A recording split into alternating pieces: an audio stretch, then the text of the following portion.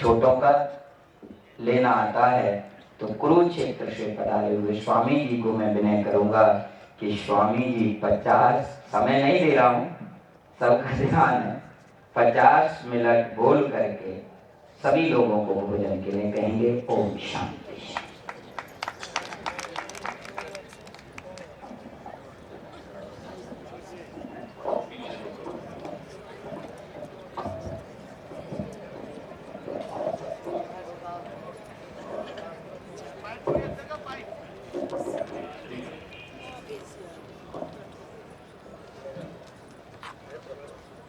नारायण नारायण नारायण नारायण।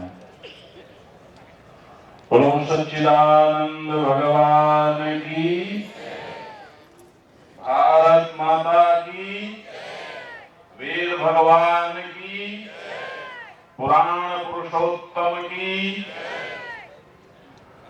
नारायण नारायण नारायण नारायण। मंच पर विराजमान पूज्य चरण संत वृंद, प्रियात्मन बंधुओं, माताओं,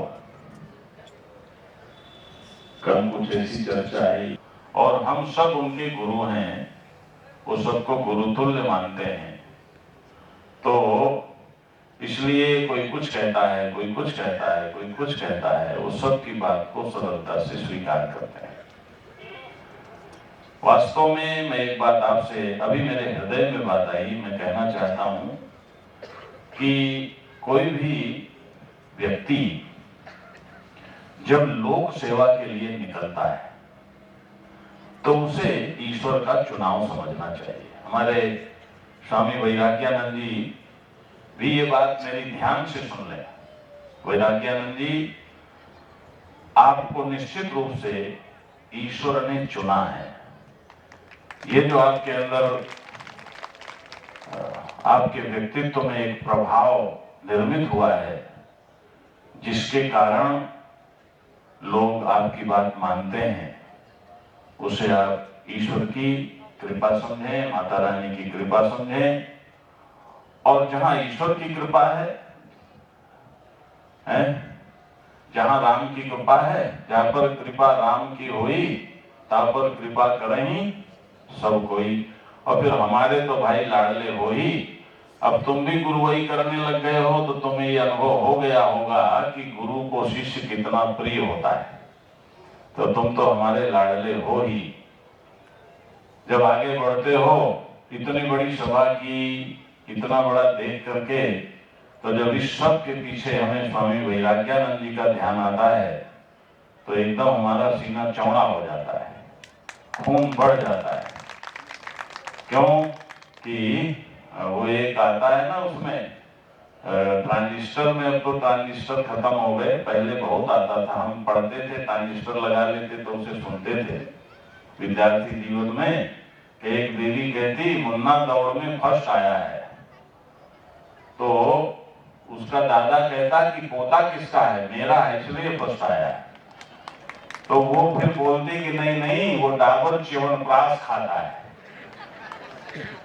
तो वैराग्यानंद जी महाराज की ये जो, अब देखो हम क्या करें भाई, हम लोगों का स्वभाव है कि हम महाराज भी कह देते हैं, जी भी कह देते हैं, लेकिन इसको हमें मालूम है कि वो छान करके सुनेंगे इसे अपनी तारीफ, क्योंकि अहंकार बढ़ जाए तो जरा गड़बड़ हो जाता है मामला है। लेकिन अब इतना बड़ा काम किया है तो कई बार आदर भी मन में आता है। तो हमारा तो सहज ही मान बढ़ गया कि ये हमारा भतीजा शिष्य है और उसने ये सब कार्य किया है। जब उसके चरणों में, जब मैं यहाँ पहले दिन आया और उसके चरणों में बहुत लोग बैठे पूरी निष्ठा से, और देखो मजे की बात, अपने से दुगने उम्र के लोगों को, बेटा तुम ऐसा कर लो, बेटा तुम ऐसा कर लो, तो मुझे बहुत खुशी हुई कि देखो वैराग्यानंद जी के अंदर एक सहज गुरुत्व पैदा हो गया है। यह भी प्रभु की कृपा है। और प्रभु का जो आदेश मिलता जाए सकारात्मक, जो भी सकारात्मक बात मन में आए उसे प्रभु का आदेश समझो, और जो नकारात्मक बात मन में आए उसे अपने अहंकार का कीड़ा समझो, कर्कट समझो, उसे फॉलो मत करो। और जो सकारात्मक आए उसके लिए तुरंत कदम आगे बढ़ा दो। अब आइए थोड़ी सी चर्चा करते हैं। वेदांत की आज बात होनी है। हमारे यहाँ 4 महावाक्यों में से एक महावाक्य है प्रज्ञानम ब्रह्म। ध्यान देना। मैं तो स्वामी परमात्मानंद जी जब बोले तो मुझे लगा, पहले मुझे कुछ ऐसा था कि इनके बाद मुझे बोलना है, तो मैंने सोचा मैं कैसे बोलूंगा, ये तो इतने अच्छे कलाविद हैं कि ये तो महाराज बिल्कुल हर तरह से पटु हैं, योग्य हैं, सुयोग्य हैं। लेकिन हमारे गुरु भाई पूज्यपाद स्वामी शांति स्वरूपानंद जी ने हमको वेदांत की पृष्ठभूमि दी, तो आइए थोड़ी सी चर्चा करते हैं और उसके बाद फिर आप लोग भोजन करें। क्योंकि देखो, ये बहुत जरूरी है कि आप अपने मनुष्य होने को उपयोग में ले आए। मैं आपसे पूछना चाहता हूं, अरस्तु ने जब मनुष्य की परिभाषा की तो उसने कहा, क्या कहा उसने, man is a social animal, कि आदमी क्या है, एक सामाजिक पशु है, वो एनिमल कहता है। लेकिन मैं आपसे पूछना चाहता हूं, हमारा भारतीय न्याय शास्त्र जब मनुष्य की परिभाषा करता है तो परिभाषा में 2 गुण होते हैं, एक व्यावर्तक लक्षण और एक सामान्य लक्षण। देखो भाई, एक बात मैं बता दूं, मुझे बोलने की कला नहीं आती। सन्यासी होने से पहले मैंने नर्सरी से लेकर एमए तक के विद्यार्थियों को पढ़ाया है, तो वैसे ही अब मेरी वही शैली है। बोलने की कला मुझे नहीं आती, इसलिए आप भी यदि उसी ढंग से सुनेंगे तो आपको आनंद मिलेगा। बात मैं अपने दिल से करूंगा।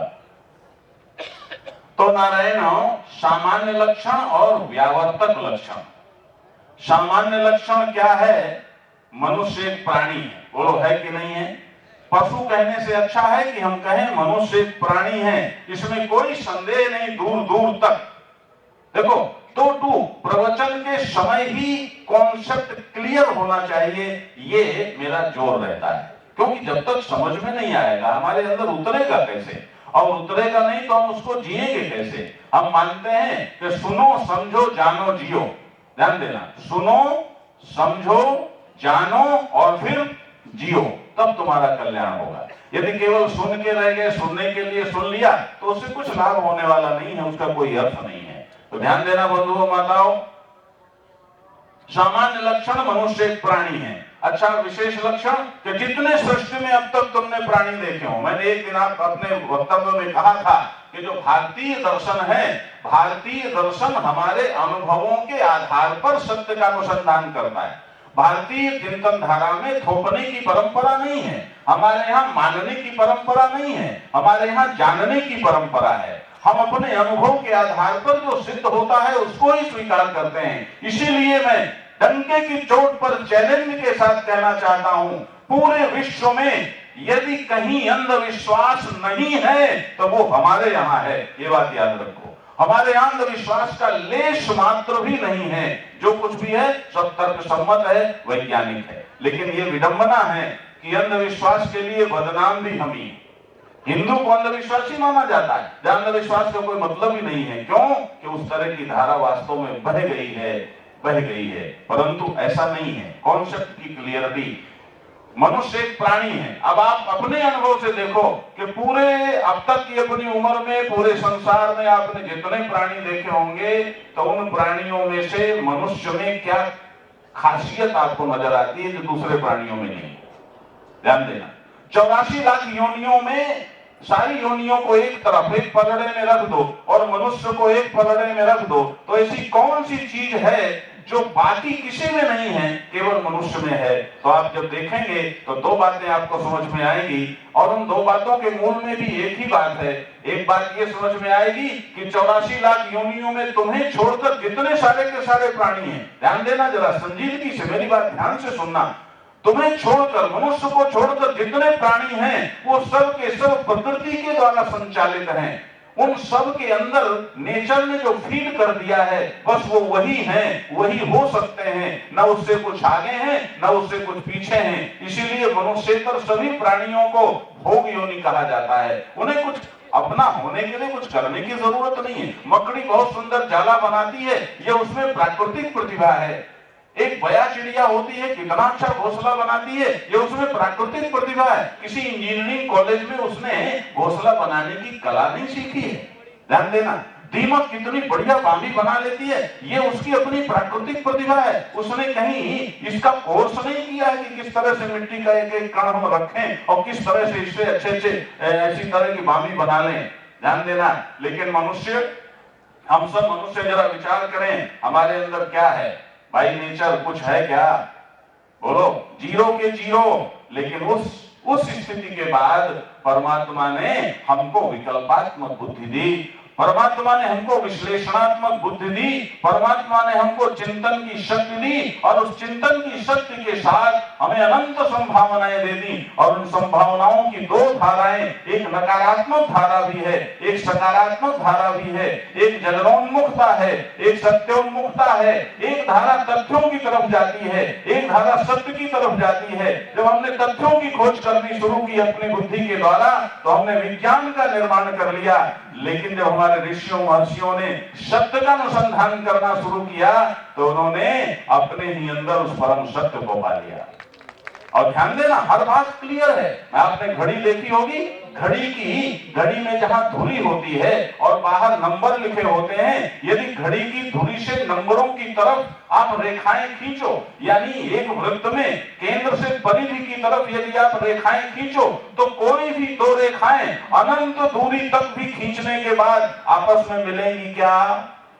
बोलो, आपस में मिलेंगी? नहीं मिलेंगी। अनंत दूरी तक खींचते चले जाओ तो भी कोई दो रेखाएं आपस में मिलेंगी नहीं। इसका मतलब बहिर्मुखी जो हमारी दौड़ है, बाहर की जो हमारी दौड़ है, जो हमारी बहिर्यात्रा है, जो हमारी बहिर्मुखता है, उसका कहीं कोई पारावार नहीं है, कहीं विश्राम नहीं है, और आप सब उसके शिकार हो। मैं आप सबसे पूछना चाहता हूं, क्या आपको बाहर की दौड़ में विश्राम मिला है?